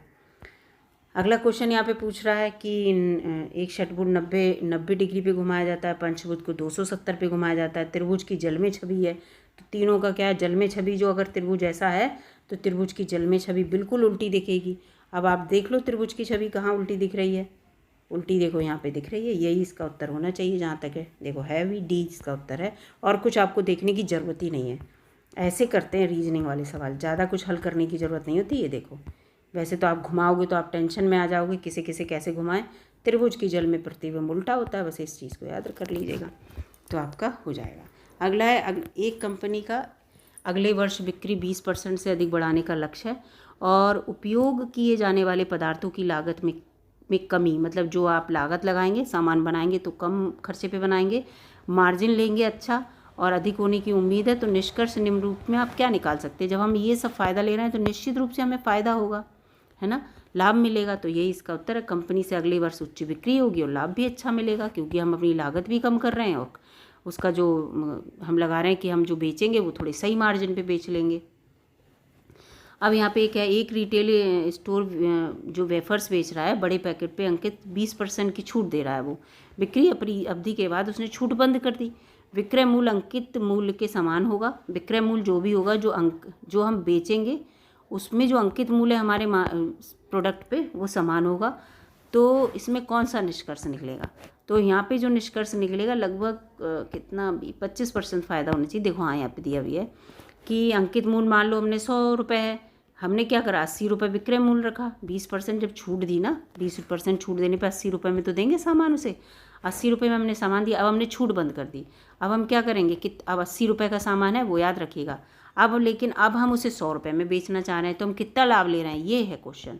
तो हम क्या करेंगे, 80 गुणा 25% अपॉन 100, यानी कि 20 आ गया ये, यानी कि क्या हुआ, हमने 20% की छूट दी थी, तो 80 रुपये का सामान हमने 20% की छूट दी तो हमें 100 यानी कि वो 100 आ गया, जो उस पर अंकित था 100 रुपये में ही बेचेंगे। ठीक है। यहाँ पे मेक इन इंडिया कार्यक्रम के तहत सरकार भारत सरकार में मोबाइल फ़ोन बनाने वाली कंपनी के लिए कर में छूट प्रदान की है। स्पेक्ट्रम शुल्कों में कमी के साथ दूरसंचार सेवा ऑपरेटर प्रति मिनट निर्गामी कॉल दर को कम कर देंगे। इस जानकारी के लिए कौन सा निष्कर्ष आप निकाल सकते हैं? तो इसके लिए जो हम निष्कर्ष निकालेंगे, बी निकालेंगे कि उपभोक्ताओं को दिए गए लाभ के कारण मोबाइल की पहुंच के साथ साथ देश में इसके उपयोग का औसत मिनटों को के भी बढ़ाने की उम्मीद की जा रही है। ठीक है, ये है। फिर यहाँ पे ये पूरा लिखा है, ब्राड की क्रीज पर होने से भारत न्यूजीलैंड के खिलाफ मैच जीतने के लिए आवश्यक 20 रन 2 ओवरों में बना लेगा। ठीक है, वो 30 रन हम क्या सोच रहे हैं, 2 ओवरों में। 2 ओवरों का मतलब 12 बॉल, इसको याद रखिएगा। 12 बॉल में कितने रन बना लेगा? वो 30 रन बना लेगा। तो हमारा क्या पूर्वानुमान है इसमें ये कि ब्राट एक मजबूत बल्लेबाज है और उसने दबाव में भी अच्छा प्रदर्शन किया है। कितना भी दबाव हो कि हमें 12 बॉलों में 30 रन बनाने हैं, लेकिन हमने कहा है वो बना लेगा, तो वो अच्छा बल्लेबाज है, वो बना लेगा, है ना। यही तो हम उम्मीद तभी तो कर रहे हैं। अगला है, इस बार रेलगाड़ी से हमारी यात्रा बहुत आरामदायक थी क्योंकि हमने AC डिब्बे में हमारे टिकट बुक किए थे। इस कथन में निम्नलिखित में से कौन सा पूर्वानुमान निहित है? हम कौन सा पूर्वानुमान लगा रहे हैं हम इसमें? तो हम इसमें लगा रहे हैं कि AC श्रेणी के डिब्बे शयन श्रेणी के डिब्बे की तुलना में यात्रियों को अतिरिक्त आराम प्रदान करते हैं, है ना। क्योंकि यही तो बता रहे हैं कि आरामदायक थी और AC के हमने बुक किए थे, तो इसका मतलब क्या हुआ कि हमारे जो AC वाले डिब्बे हैं वो ज़्यादा आरामदायक हैं। कॉमन सेंस की बात है। महेश को इस वर्ष अपने वेतन से सबसे अधिक वेतन वृद्धि प्राप्त हुई क्योंकि उसने अपने विभाग में सबसे अच्छा प्रदर्शन किया था और अपने सभी लक्ष्यों को हासिल किया था। इस कथन से निम्नलिखित में से कौन सा पूर्वानुमान निहित नहीं दोस्तों, नहीं है। तो कौन सा निहित नहीं है? महेश के अन्य सहयोगियों में से किसी ने भी अपने निर्धारित लक्ष्य को प्राप्त नहीं किया। ये गलत है। ठीक है, ऐसा नहीं कि महेश ने किया तो और ने नहीं किया होगा, आप ऐसा नहीं कह सकते। ठीक है। फिर यहाँ पे यह है कि एक व्यक्ति को अपनी शिक्षा पूरी करने और नौकरी में सेट होने के बाद 25 वर्ष की उम्र में शादी करनी चाहिए। तो कौन सा पूर्वानुमान निहित है? इसमें यह है कि 25 वर्ष में जो बच्चा अपनी शिक्षा पूरी कर लेता है, मैच्योर हो जाता है और वो शादी करने लायक भी हो जाता है, तो यहाँ पे ये वाला सही होना चाहिए। 25 वर्ष की उम्र में एक व्यक्ति परिपक्व हो जाता है और वित्तीय रूप से स्थिर भी हो जाता है क्योंकि उसकी नौकरी लग गई है, बता रहे हैं ऊपर। तो देखिए इसका A है ना। तो जब उसकी बता रहे हैं नौकरी लग गई तो वो परिपक्व भी हो जाएगा। माउस में जैसे क्लिक से संबंधित है तो कीबोर्ड किससे होगा भाई? टाइपिंग से होगा। कीबोर्ड में टाइपिंग करते हैं, माउस में हम क्लिक करके आगे बढ़ाते हैं किसी भी चीज़ को, उसमें कोई भी कर्सर को। तो इसमें यहाँ पे आ गया। अगला है कि यहाँ पे पूरा देखिए, प्लेन को अगर हम ये लिखेंगे तो ट्रेन को क्या लिखेंगे? कोड हैं इसके, कोड आपको देखने पड़ेंगे कि प्लेन और ये प्लेन के लिए प्लेन लिखिए एक तरफ ये लिखिए। फिर आप देखिए P और R में क्या संबंध है, L और J में क्या संबंध है। तो यहाँ पे दिख रहा है P+2 करने के बाद R आता है क्योंकि PQR, P के बाद 2 हैं तो +2 हो गया। फिर है L, तो L से J है तो JKL यानी कि J में 2, L आप लिख रहे हैं तो यानी कि -2 है ना। J लिख रहे हैं ना, L की जगह J लिख रहे हैं, तो पीछे को जा रहे हैं आप तो -2 करेंगे। जब आप आगे बढ़ेंगे तो +2 करेंगे। इस चीज़ को इस तरह से वर्णमाला आप जो है करेंगे, तो वर्णमाला को जब सॉल्व कर लेंगे तो आपको समझ में आ जाएगा कि ट्रेन के लिए हमें ये आएगा। ठीक है, तो यहाँ पे उत्तर C हो जाएगा। ठीक है, ये आ जाएगा। इसमें आप जब 1-2 वर्ड ही मिला लेंगे ना, 1-2 वर्णमाला का 1-2 लेटर ही मिला लेंगे, तभी आपको समझ में आने लगेगा इसका उत्तर क्या होगा। आप क्या करेंगे, एलिमिनेट कर देंगे कि ये 2 तो होंगे नहीं, अब 2 में से होगा। तो इस तरह से आपको समझ में आ जाएगा, आप जल्दी सॉल्व कर लेंगे। बिल्कुल यहाँ भी है, निश्चित कूट भाषा में यदि बिल्डिंग को हम ऐसे लिखते हैं तो इसको क्या लिखेंगे? तो इसका भी वही पैमाना है जैसे मैंने आपको बताया। सबसे बड़ी बात, आप वर्णमाला जो है आपका, यानी कि जो आपकी अल्फ़ाबेट्स हैं, इनको याद कर लीजिए कौन से सीक्वेंस में आते हैं। और इसका मैं आपको एक तरीका बता दूं, एक होता है इसका इजोटी। ठीक है, इजोटी आप पढ़ लीजिएगा। केवल E 5 है, J 10 पे है, O 15 पे है, T 20 पे है और 22 जो है वो 25 पे है। अगर आप ये इतना इजोटी ऐसे याद कर लेंगे ना, ये 5, तो आपको याद हो जाएगा। मान लीजिए D लिखा है कहीं तो आप समझ जाएंगे E 5 पे है तो ये 4 पे होगा, आपको पूरे 26 याद करने की ज़रूरत नहीं होगी। तो आप बस इजोटी याद कर लीजिए, इजोटी का मैंने आपको बता दिया। और जब आप इस टाइप के याद कर लेंगे तो आपको ये पूरा वर्णमाला का क्रम याद हो जाएगा और फिर आपका उत्तर भी निकल आएगा। अगला क्वेश्चन ये आ गया, ए बी का पति है, ये इस तरह का, ये संबंध वाला। तो ये बड़ा इंपॉर्टेंट क्वेश्चन है। देखो इसका उत्तर मैं आपको बताती हूँ पूरा। यहाँ पे देखिए, आपको जो सॉल्व करना है ऐसे करोगे, ए बी का पति है यानी कि बी फीमेल है, उसको गोल लिखो, ए मेल है, ठीक है। तो ये क्या है, ए जो है ये ए है, ये बी है, ए जो है बी का पति है, सी बी का भाई है। तो भाई है ना, तो इसको ऐसे कर लीजिए, ये चौकोर जो है मेल के लिए बनाइए, सी इसका जो है वो भाई है, ये ब्रदर हो गया, ये हस्बैंड हो गए। डी बी का पिता है, अब डी भी मेल है तो डी को भी ये बताइए, डी ये है, ये फादर हो गए इसके, ठीक है। ई बी का बेटा है, अब ई यहाँ बना दीजिए, यहाँ पे ये भी मेल है तो ये क्या हो गया, सन हो गया यहाँ पे। एफ ए की बेटी है, एफ यहाँ पे आ गई, ये फीमेल है तो भाई गोल बनेगी, ये एफ ए की बेटी आ गई, ये डॉटर हो गई यहाँ पे। तो डी और एफ का संबंध मतलब बहुत ईजी है, दोनों मियाँ बीवी हैं, ये इसके फादर हैं भाई, इनके ससुर हैं तो इसके नाना होंगे ये, और अपने आप ही आ गए नाना है इसके। ऐसे करके आप निकालेंगे, 1 मिनट में आपका आ जाएगा उत्तर। सी याद हो गया, सी दादा पोती, दादा पोती नहीं होंगे भाई, नाना है क्योंकि वो उसके वो थे, उसके फादर हैं भाई बी के, बी का पति है, बी के देखो बी का जो पिता है वो डी है यानी कि इनके वो हैं, ए जो है पति है तो ये नाना पोती होंगे, लेकिन तब भी यहाँ पे ये लिख दिया नाना या पोती या वो, अच्छा हाँ यहाँ बताया नाना, मान लो वही इंग्लिश में आप याद रख लेना। तो ये नाना पोती होंगे, यहाँ गलत लिखा है नाना होंगे यहाँ पे, ठीक है, नाना, इसको याद रखिएगा, नाना नातिन, इस तरह से, ठीक है। अगला है सुधाकर, बिल्कुल ऐसा ही है, यहाँ पे आप मिलान कर लीजिएगा, पूरा लिखा है इसको, ऐसे करके आप मिलाएंगे रिश्ते तो ये आपका आसानी से मिल जाएगा। सुधाकर सुधा का पति है, सुधाकर सुमेधा का नाना है, इस तरह से पूरा आप मिलाएंगे तो आपको संबंध यहाँ पे आसानी से पता चल जाएंगे। तो इसका उत्तर डी आ रहा है, भाई और बहन है, ठीक है, ये आप कर लीजिएगा, मैंने आपको एक बता दिया। बिल्कुल यहाँ पे वही है, रत्नाकर कहता है मैं रश्मि का भाई हूँ जो सदानंद सुखेरा सुरेखा की पोती है। रश्मि कहती है, पूरा इसमें भी वही आप मिलान करेंगे और रिश्ते आप आसानी से निकाल लेंगे। उत्तर इसका जो आएगा वो दादा पोता इसमें आ रहा है आसानी से, ठीक है। अब इसमें देखिए ये बहुत अच्छा है, ए एंड बी का अर्थ है ए बी का पति, यानी कि जिसमें एंड लगा है तो वो पति से संबंधित है। ये लगा है जब ये हैशटैग वाला साइन तो बेटा का है, अगर @ लगा है तो बी ए की बहन है, ये जो है इसकी बहन है, और A% लगा है बी तो यानी कि बी ए का भाई है। तो यहाँ पर एस और टी का संबंध बता, एस और टी भाई है यानी कि एस टी का भाई है, यानी कि जैसे बी ए का भाई था यानी कि % लगा होना चाहिए और बी बाद में होना चाहिए, एस टी का भाई है तो यानी कि एस टी का भाई का मतलब क्या हुआ कि बी ए का भाई है, एस टी का भाई है, यानी कि क्या होना चाहिए दोस्तों, इसमें एक तो % का साइन होना चाहिए और जो एस है वो बाद में होना चाहिए, ये भी है ना, क्योंकि ये बी ए का भाई तो बी बाद में है ना, ऐसी एस टी का भाई एस, तो यहाँ पे देख लो % के साइन में एस बाद में है, एक ये % का, एक ये है, एक ये है, एक ये है, अब यही वाला हो रहा है ये, तो ये इसका आंसर हो जाएगा। इसमें कुछ समझने की ज़रूरत नहीं, जो इतना सॉल्व किया ये कुछ ज़रूरत नहीं है सॉल्व करने की यहाँ पे, ठीक है। अगला क्वेश्चन यहाँ पे आ जाता है कि टैबलेट नहीं है, ये ऐसे करके ना, इसमें जो आंशिक होंगे वो गलत होंगे, कोई टैबलेट कंप्यूटर नहीं, सभी कंप्यूटर मोबाइल है, तो ये गोला खींच के आता है, ये टैबलेट देखो ये हो गया, और सभी कंप्यूटर बना दिए पहले, वो सब मोबाइल है तो ये बना दिया।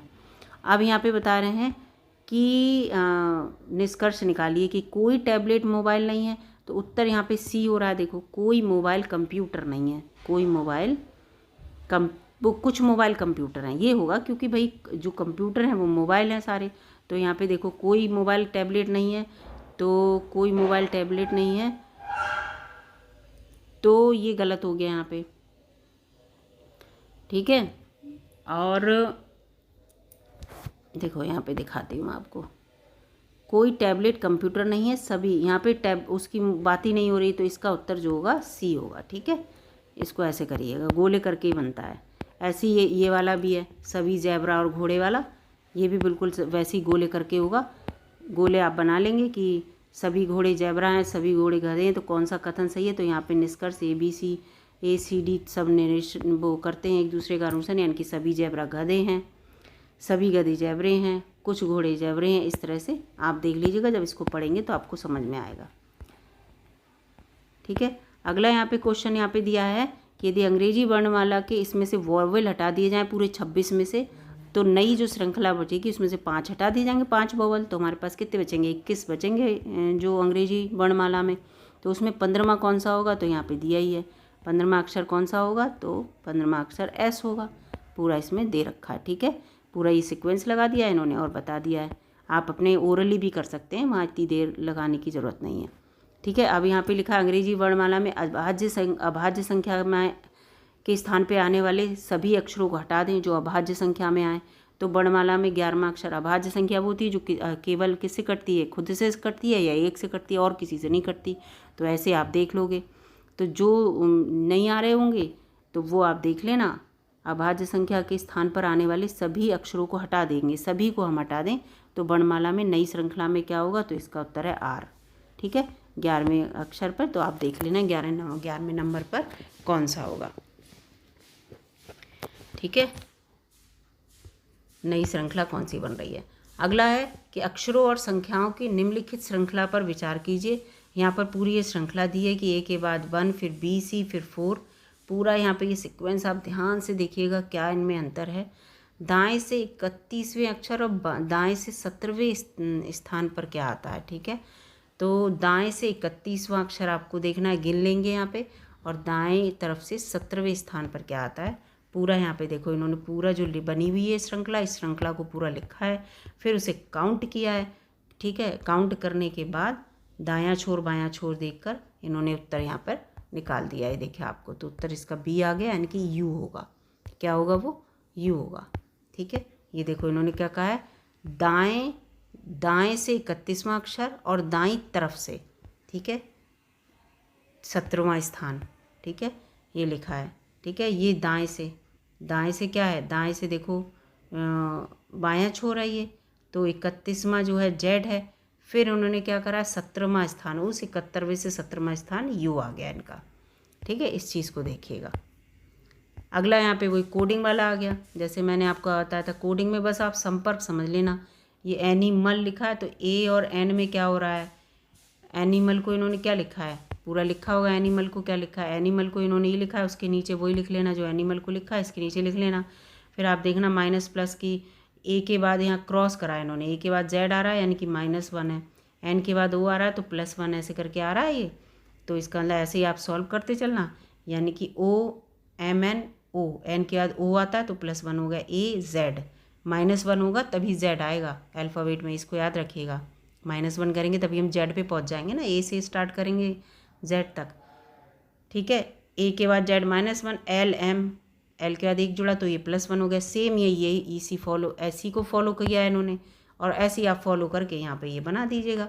ये है अल्फ़ाबेट में आपको ये ट्रिक लगानी है कि इसमें इन्होंने ट्रिक क्या लगाई है, अल्फ़ाबेट को माइनस किया है, घटाया है, कि वर्ग किया है, गुणा किया है, स्किप किया है, ये सब चीज़ें हैं। उस शब्द युग्म को चयन करो जो निश्चित श्रृंखला निम्नलिखित श्रृंखला में अगला आ जाएगा। जैसे DW है, ABCD WXYZ, यानी कि 3 के बाद D आ रहा है ऊपर के, और नीचे 3 माइनस करेंगे तो W आ रहा है, WXYZ। और ये A, B और C देखो, 3 इधर के हमने 3 के बाद और ये 3 से पहले इस तरह से लिया है ना, तो ऐसे ही इनमें हो रहा होगा। बिल्कुल यही काउंटिंग है। देखो ये है, ये देखो 3 के बाद ये है, और सेम ये वाला पूरा इनने ऐसे फॉलो किया, तो इसका उत्तर जो होगा वो D आएगा। अगर आप पूरा मैच करेंगे तो पूरा इसमें। ठीक है, और इन्होंने क्या करा, हमने तो ऐसे डायरेक्ट भी बता दी, इन्होंने क्या करा, इन्होंने DWGT पूरा लिखा है। इन्होंने कहा इनमें कितनी डिस्टेंस है और इनमें कितना डिस्टेंस है, ऐसे करके इन्होंने इन सब में करा, इसमें और इसमें करा, इसमें। फिर ये क्या करेंगे, फिर ये करेंगे इसमें, फिर इसमें, ऐसे करके करते चलेंगे तो इन्हें पता चल जाएगा +3 -3 चल रहा है अल्फ़ाबेट का, तो वही हम आगे चल के वही फॉलो करेंगे। सेम यही शब्द युग में इसमें भी यही बताया इन्होंने, ABC, फिर D, EF, G आ गया, H आ गया, I J K L, 3 छोड़े 2 छोड़े, ऐसे करके। इसमें क्या करा इन्होंने, इसमें देखो इन्होंने क्या किया, ABC एक छोड़ा है, फिर तुरंत C के बाद D आता है, DEFG इन्होंने 2 छोड़े हैं, फिर G के बाद तुरंत H ले लिया, H के बाद IJK 3 छोड़ दिए, फिर 4 छोड़े, JKLM ले लिया, 4 छोड़ दिए। तो इस तरह से इसमें इन्होंने पूरा ट्रिक यहाँ पे लगाई है। और ये देखो इनके में देखो है ये, अब इन्होंने ये किया, देखो ये ABC इन्होंने सब एक साथ जोड़ दिए, ACDG इन्होंने क्या करा, A और D के बीच कितना अंतर है, C और G के बाद कितना अंतर है, फिर D और H जो है उसके में कितना अंतर है। तो इन्होंने क्या देखा है, तो इन्होंने देखा ऊपर तो +1 का चल रहा है, लेकिन नीचे 2 बार 6, फिर 6 के बाद 8, 12, 14, तो इन्होंने कितने का अंतर, 2 और 4, 2, 4 ऐसे अंतर है। तो इस तरह से इन्होंने इसको जोड़ते हुए चले गए। बिल्कुल यहाँ पर भी ये निम्नलिखित श्रृंखला में से उन अनुपस्थित पद का चयन करो जो बीच में ये नहीं है, इसको बताना है। तो इसको भी ये स्किप करा इन्होंने नंबरों को, और अल्फ़ाबेट दोनों एक साथ लेकर इन्होंने दिखाया कि 31 के बाद 32, 1+1+1+ हुआ है, तो यानी कि 34 आना चाहिए, है ना। तो यहाँ 33 के बाद 34 आएगा। फिर उसके बाद क्या किया इन्होंने कि 34 के, तो यहाँ पे देखो 32, 33, 34, फिर W के बाद 34 आ गया। फिर इसके बाद इन्होंने आगे इसको किया है फिर, तो इस तरह से ये सॉल्व करते हुए चले हैं, और इसका विकल्प इन्होंने यहाँ पर C बताया। ठीक है, तो आप बिल्कुल यहाँ पे दिमाग लगा के इसको सॉल्व करेंगे जब, तो ये आपको बिल्कुल सॉल्व होता चला जाएगा। बस इसमें स्किप करने का और प्लस और माइनस कितने अल्फ़ाबेट जोड़े गए हैं इसको दिखाया। देखो इन्होंने क्या दिखाया है पूरा यहाँ पे, इसको आप समझेंगे तो आसानी से आपको समझ में भी आएगा।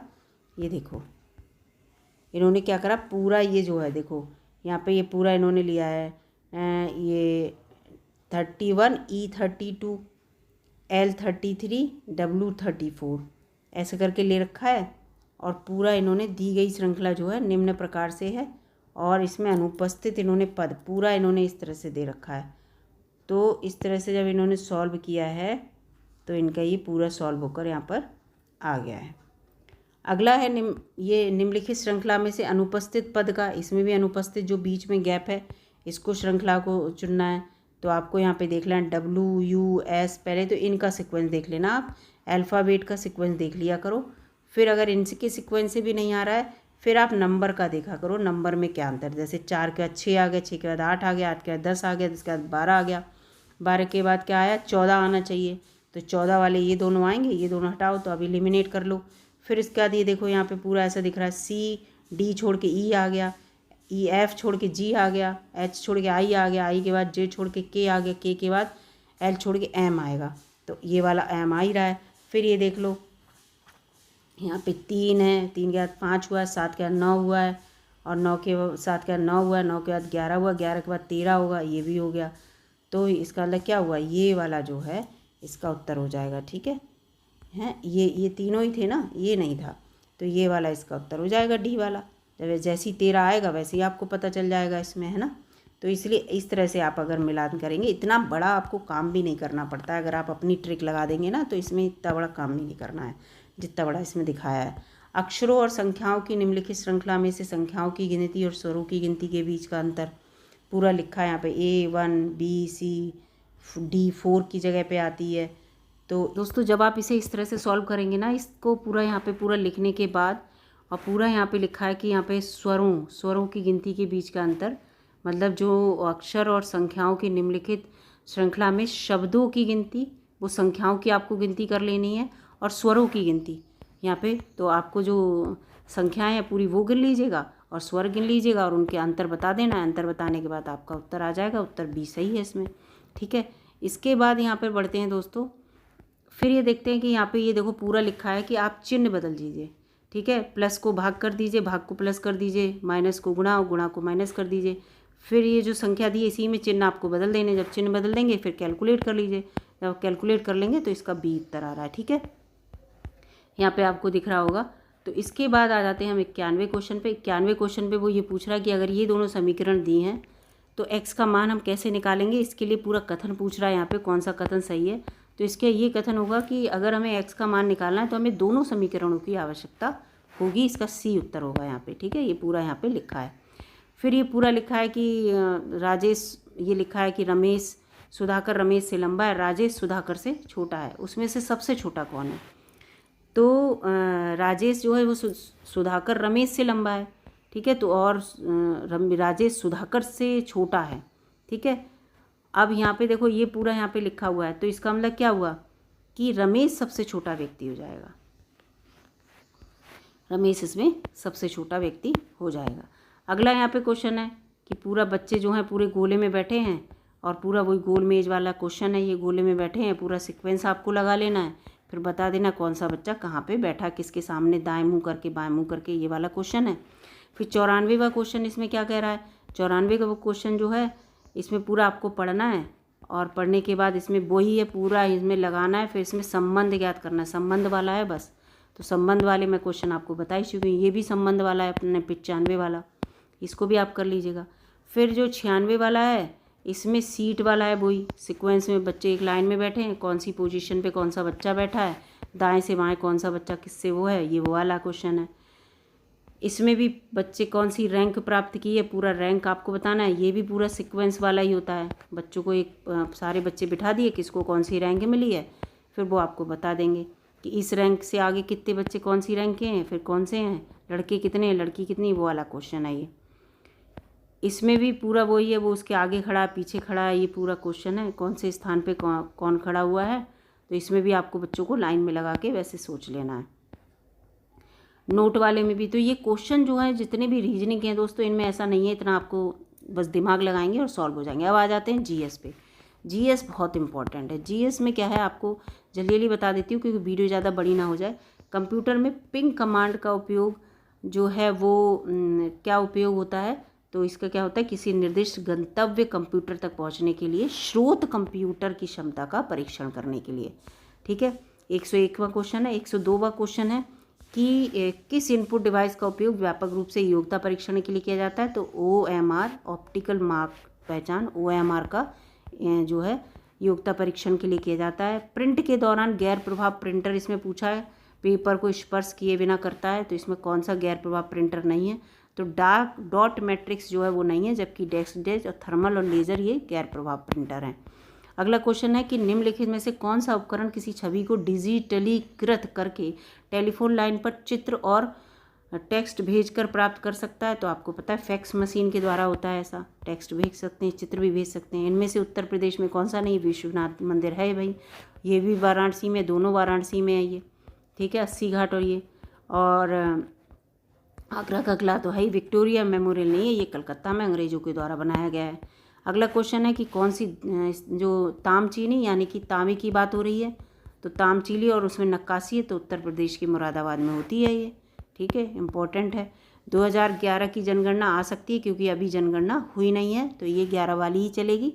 तो इस समय क्या थी, 200 मिलियन यूपी की जनगणना थी, ठीक है। निम्नलिखित में उत्तर प्रदेश में जो है एक नृत्य होता है जिसमें क्या होता है, घड़े रखते हैं, फिर 108 जो होते हैं वो तेल के लैंप रखे जाते हैं और गोल गोल घूम घूम के नाचा जाता है। मथुरा का बहुत अच्छा नृत्य है ये, और इसमें श्री कृष्ण भगवान की प्रशंसा करते हैं, उनके सम्मान के लिए होता है। ये चरकुला नृत्य होता है, ठीक है।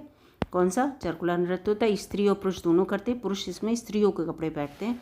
इसमें 108 देखो तेल के लैंप होते हैं और 7 घड़े होते हैं मिट्टी के, इसको याद रखिएगा।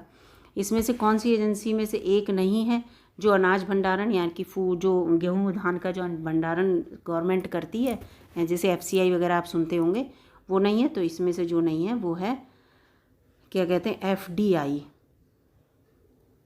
अनाज भंडारण में भारी मात्रा में अनाज भंडारण में शामिल है, तभी तो करिए FDI क्यों नहीं है भाई, FDI है, ये सबसे ज़्यादा जो है भंडारण करती है अनाज का, ठीक है।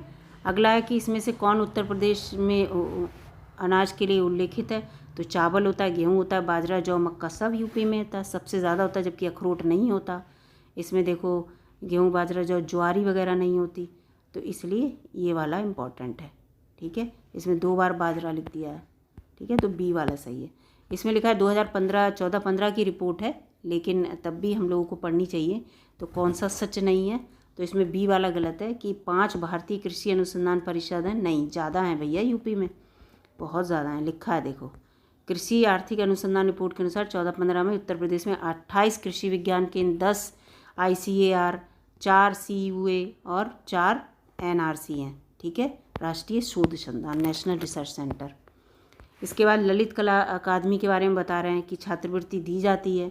तो कौन सा ऐसा क्षेत्र है जो ललित कला अकादमी जो है छात्रवृत्ति नहीं देता है? तो फैशन डिज़ाइनिंग में नहीं देता, जबकि मूर्ति में, कला में और सिरेमिक का जो आप डिज़ाइन बनाएंगे इन सब में छात्रवृत्ति आपको मिलती है। 1962 में इसकी स्थापना हुई थी। डॉक्टर संपूर्णानंद इसके प्रथम अध्यक्ष थे।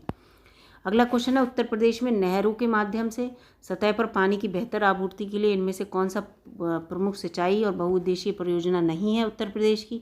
तो वर्षाजनक नहीं है। रामगंगा यूपी में है ही, शारदा नहर भी है, गंडक भी है। ठीक है, ये यूपी, बिहार और नेपाल से संबंधित हैं सब।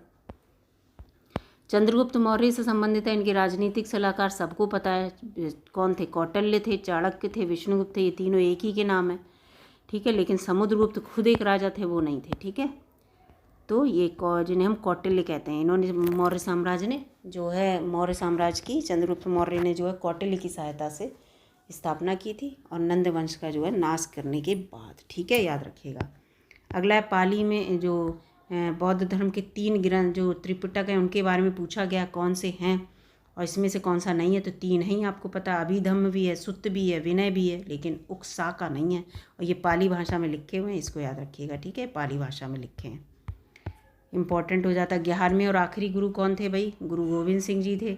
इनके ही पुत्र के लिए, पुत्र की वीरता के लिए 26 दिसंबर को अब क्या कहते हैं, बाल वीर दिवस मनाया जाता है। याद रखिएगा, 2022 से मनाया जा रहा है, पहली बार मनाया गया था। इंपॉर्टेंट है, किसी भी एग्जाम में आ सकता है।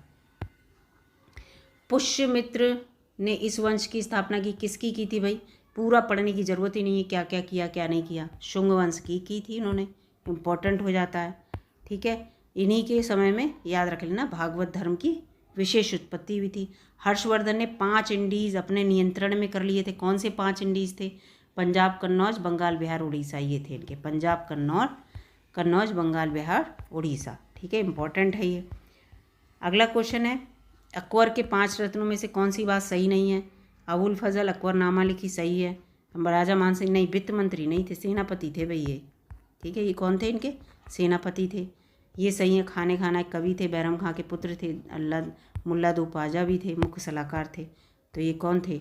सेनापति थे और कछवाहा वंश के थे। ठीक है, याद रखना। टेक्टोनिक प्लेट के मूवमेंट या शिफ्ट के कारण होता है कौन सा? क्या होता है, क्या हो जाता है? भूकंप आ जाता है। जैसे टेक्टोनिक प्लेट हिलेंगी भूकंप आ जाएगा भाई। दुनिया को समय में बांटा गया है, तो कितने हैं? 24 क्षेत्र हैं। भारत में एक ही है समय का क्षेत्र। ठीक है, कहाँ? और जबकि फ्रांस में कितने हैं? 12 हैं समय के जो जोन है। भारत की मानक समय रेखा कहाँ से गुजरती है? आपको पता ही है कहाँ से गुजरती है। इलाहाबाद के नैनी से। कितनी? 82.5 डिग्री पूर्व की तरफ। याद रखना, ईस्ट याद रखना। कौन सा महान हिमालय हिमाद्री का शिखर नहीं है? तो कौन सा नहीं होगा भाई? नाग तिब्बा नहीं होगा। और ये कंचनजंगा, मकालू, नंदा देवी है। इसके साथ साथ और भी हैं, ये लिखे हुए हैं पूरे। एवरेस्ट, धौलागिरी, मानसालू, चोयूं, नंगा, ये सब इसी के हैं। बहुत कम दर्रे हैं इसमें, बहुत बर्फ़ रहती है इनमें। ठीक है, बहुत हर समय वर्षभर। भारतीय क्षेत्र में एक खाड़ी नहीं है, अकावा की खाड़ी नहीं है, कच्छ की है ही। कच्छ की कहाँ पे बताइए? गुजरात की तरफ है, ये भी गुजरात की तरफ है। खंबात की, मन्नार की जो है श्रीलंका और तमिलनाडु की तरफ है। कौन सा यूरोपीय देश है? तो बुल्गारिया जो है यूरोपीय देश है। इसकी जो राजधानी है वो क्या है बताओ? तो इसकी राजधानी सोफिया है, और इसकी लेव जो है वो मुद्रा है। ठीक है, इसमें कौन सा गलत तरीके से मिला हुआ है? तो बांग्लादेश गलत तरीके से मिला। क्रिकेट इसका नहीं है भाई, इसका जो होगा वो होगा, क्या होगा बांग्लादेश का? वो है कबड्डी, कबड्डी है। ठीक है, ये भूटान की तीरंदाजी है, नेपाल श्रीलंका की वॉलीबॉल है, और पाकिस्तान भारत की हॉकी है। ठीक है, बारिश की छायाएं तब बनाई जाती हैं जब हवाएं नमी की ओर ऊपर उठाने के लिए तेज़ी से बढ़ती हैं, ऊपर उठने के लिए। जब हवा ठंडी होती है और बारिश और बर्फ़ के रूप में अपनी नमी को बेग से नीचे गिराने के लिए संघनित हो जाती है, तो इससे कौन सी वर्षा की छाया का प्रभाव नहीं बनता है? तो भूमध्य सागर के तटीय क्षेत्रों पे नहीं बनेगा। ठीक है, क्यों नहीं बनेगा ये पढ़ लीजिएगा, क्योंकि छाया प्रभाव क्यों नहीं होता। भारतीय संविधान में 21 से 18 वर्ष कर दी गई। तो 1989 में 61वें से याद रखना, 21 से 18 वर्ष कर दी गई। ये एक लिखा है, ये एक लिखा है, ऐसे आप याद कर लेंगे। तो ट्रिक से आप याद करेंगे तभी। जो हमारे मतदान की उम्र है वो 18 वर्ष तभी की गई थी 61वें संविधान संशोधन में 1989 में, पहले 21 वर्ष थी। कौन सा संघ सूची यानी कि केंद्र सूची की बात हो रही है, उसके बाद राज्य सूची आती है, उसके बाद समवर्ती सूची, 3 सूची हैं। ठीक है, भाग 7 में एक वीडियो है चैनल पे, आप जाके देख सकते हैं। इसके 100 विषय हैं, राज्य सूची के 61 विषय हैं और इसके 52 विषय हैं इस समय, जबकि मूल संविधान में अलग थे। तो ये जो कौन सा विषय नहीं है, जो स्ट्रॉन्ग विषय हैं सब संघ सूची में, तीनों स्ट्रॉन्ग है संघ सूची में, जबकि सार्वजनिक स्वास्थ्य जो है वो राज्य सूची का विषय है। ये जो है ये मूल संविधान के लिखे हैं भाई, पहले ये थे लेकिन अब बदल गए, जो मैंने अभी बताया आपको। कृषि में नवाचार और उद्यमिता को बढ़ावा देने के लिए केंद्र सरकार ने स्टार्टअप और उन्हें संभावित निवेशकों से जोड़ने के लिए सक्षम बनाने के लिए नया कार्यक्रम शुरू किया। इस कार्यक्रम का नाम क्या है? एग्री उड़ान नाम है इसका। ठीक है, क्या नाम है इसका? एग्री उड़ान। कौन सा संसद का कार्य नहीं है? कानून बना सकती है, कार्यकारी को भी नियंत्रित करती है, जवाबदेही भी सुनिश्चित करती है, तो सही है। अगला है संसद कुछ चुनावी कार्य करती है क्योंकि ये भारत के राष्ट्रपति उपराष्ट्रपति का चुनाव करती है, बिल्कुल सही। संसद में संविधान संशोधन होते हैं, बिल्कुल सही। संविधान के पास कोई न्याय और ये मंत्रियों क्या उच्च न्यायालय के न्यायाधीशों को हटाना, नहीं, ये गलत है। न्यायाधीशों को हटाने का इसके अधिकार नहीं है, तो डी है इसका। ठीक है, इसका देखो डी आ गया। अगला क्वेश्चन है 132वां, कलकत्ता में भारतीय सांख्यिकी संस्थान की स्थापना किसने की थी? तो पी.सी. महालनोबिस ने। किसने कर दी थी? पी.सी. महालनोबिस ने। कब की थी? 1931 में की थी, कलकत्ता में की थी। अब 4 इसके और केंद्र हैं, दिल्ली, बेंगलुरु, चेन्नई और तेजपुर में। ठीक है, इंपॉर्टेंट है। 133 है, प्राथमिक क्षेत्र में श्रमिक 1 वर्ष में ज़्यादातर समय बेरोजगार रहते हैं, हर समय ज़्यादातर कभी कभी काम करते हैं। कुछ श्रमिक जो हैं वो अन्य क्षेत्रों में स्थानांतरित कर दिए जाते हैं। तो प्राथमिक उत्पादन में कोई बदलाव होगा? बिल्कुल बदलाव नहीं होगा। तो ये अंतर्निहित बेरोजगारी जो कृषि के क्षेत्र में अक्सर होती है कि जब खेती होती है तब काम करते हैं, वैसे वर्ष भर लोग खाली बैठे रहते हैं, तो ये अंतर्निहित है। ठीक है, कौन सा महात्मा गांधी का आर्थिक विचार नहीं था? जी है, मशीनरी और नवीनतम तकनीकी से संबंधित नहीं था। वो नहीं चाहते थे कि मशीनरी और अधिक जो नवीनतम तकनीकी आए, क्योंकि इससे क्या हुआ, बेरोजगारी बढ़ेगी, कुटीर और ग्रामीण जो उद्योग हैं उन वो जो हैं कम हो जाएंगे। 7 मिशन कार्यक्रम का उद्देश्य लक्षित मील का पत्थर हासिल करने के लिए शहरों को निधि देना है। इस कार्यक्रम में इसके अलावा एक इसमें से कोई है जो नहीं है, विकल्प में शामिल है, वो है अंतरिक्ष साहसिक राष्ट्रीय मिशन। ये इसके अंतर्गत नहीं है 7 मिशन कार्यक्रम के अंतर्गत, जबकि ये है। 100 स्मार्ट सिटी आपको पता ही है। अमृत कार्यक्रम, हृदय जो है वो राष्ट्रीय विरासत शहर का विकास और उन्नति करना है। इसके अलावा और भी हैं, उन्हें भी पढ़ लीजिएगा। इसके साथ साथ यथा अगस्त 2018 में राज्यसभा के अध्यक्ष कौन थे? वही वेंकैया नायडू थे। लेकिन इस समय कौन है? इस समय कौन है? धनखड़ जी हैं। ठीक है, धनखड़ जी हैं। अब आप बता दीजिए इनका पूरा नाम क्या है भाई। ठीक है, ये हैं क्योंकि हमारे जो उपराष्ट्रपति होते हैं वही तो अध्यक्ष होते हैं। उपराष्ट्रपति जो उस समय होंगे, तो इस समय हमारे उपराष्ट्रपति आपको पता है कौन है, तो वो हमारे राज्यसभा के अध्यक्ष हैं। और इन्हें जो सैलरी मिलती है राज्यसभा के अध्यक्ष के रूप में मिलती है, उपराष्ट्रपति के रूप में सैलरी नहीं मिलती। पूरी एक वीडियो है चैनल पे उपराष्ट्रपति की पॉलिटी की, उसमें जाके देखिएगा आप, जो प्लेलिस्ट है उसमें मिल जाएगी। मध्य प्रदेश सरकार की योजना बताई जा रही है जिसमें बिजली के लिए 200 रुपये प्रति माह लागत की बिजली उन्हें दी जाएगी। वो कौन सी योजना थी? वो संबल योजना थी। ठीक है, इंपॉर्टेंट है, पढ़ लीजिएगा। ज़्यादा पुरानी योजना नहीं है, ये 2018 में शुरू हुई है, गरीबी रेखा से नीचे लोगों के लिए है। थॉमस कप जो है ये बैडमिंटन कप है। ठीक है, एक अंतर्राष्ट्रीय प्रतियोगिता है। इसे किसने जीता? तो इसे चीन ने जीता था 2018 में। अब नई जो है वो किसने जीता, इसको भी याद कर लीजिएगा। नीचे दी गई घटनाएं दी हैं 2018 में मनाई गई थी। वही विश्व रेड क्रॉस डे 8 मार्च को नहीं होता, 8 मई को होता है, याद रखिएगा। तो यही गलत होगा निश्चित रूप से। देखो 8 मई है, यही गलत है। और 8 मार्च को हम अंतर्राष्ट्रीय महिला दिवस मनाते हैं, इसलिए मुझे याद था 8 मार्च को अंतर्राष्ट्रीय महिला दिवस मनाते हैं। दी गई जानकारी में मिशन की पहचान करें। केंद्रीय बजट 2018 में वित्त मंत्री अरुण जेटली ने जनजातीय समुदाय के बच्चों को शिक्षित करने के लिए इस योजना की घोषणा की थी। वो है एकलव्य मॉडल। एकलव्य जनजाति थे, एकलव्य थे, छुप छुप के अर्जुन को सिखाते थे गुरुजी, तो वो छुप छुप के सीखते थे। भारत दुनिया में किसका दूसरा? फलों के उत्पादन में चीन नंबर 1 है। ठीक है, कब तक भारत सरकार 2020 में यूरिया की सब्सिडी दी? उन्होंने 2018 तक। ठीक है, इस चीज़ को देख लीजिएगा। फिर आ जाते हैं क्वेश्चन, थोड़े से क्वेश्चन रह गए हैं बस दोस्तों। ई रामकाम एक स्क्रैप कंपनी है। ठीक है, इसको याद रखिएगा। तो ये किससे संबंधित है? तो इसमें CRWC की फुल फॉर्म पूछी है, तो इसका है central rail size warehouse company limited. यही है इसका उत्तर। हाँ जी, हाँ ये सही है इसका। अगला क्वेश्चन है यहाँ पे ICAR रैंकिंग के अनुसार जो कौन सा कृषि विश्वविद्यालय शीर्ष पर है? तो ये नेशनल डेयरी रिसर्च इंस्टीट्यूट ये 2016-17 की रिपोर्ट है, इसलिए इस बात को ध्यान रखना। इसलिए मैं आपको ज़्यादा वो नहीं बता रही हूँ क्योंकि ये पुरानी रिपोर्ट है। भारत में कई केंद्रीय सरकारी संगठन हैं जो कृषि विपणन में शामिल हैं। इनमें से कौन सा ऐसा संगठन नहीं है जो नहीं शामिल है? भारत का कृषि निगम जो है जो शामिल नहीं है। अगला क्वेश्चन इसमें 146 में आ जाता है, कौन सी ई कंपनी नहीं है? ये है, ये है, ये भी है, लेकिन ये .com नहीं है भाई। .com लगा के कौन सी होती है? ये तो ID के असंगत मैच करिए, तो इसमें जो असंगत है वो C और D दोनों हो रहे थे, इसलिए क्वेश्चन गलत था। ठीक है, 148 में ये पूछा है, ये आ गया आपका साइंस से संबंधित। तो हुंड का नियम इसमें नहीं है क्योंकि 2 इलेक्ट्रॉन एक ही ऊर्जा स्तर पर नहीं रहेंगे, ऐसा नहीं है। ये देखिए रहते हैं ऐसे करके। आप इलेक्ट्रॉनिक विन्यास जब बनाते हैं SPDF पता है आपको केमिस्ट्री में, ये वही है।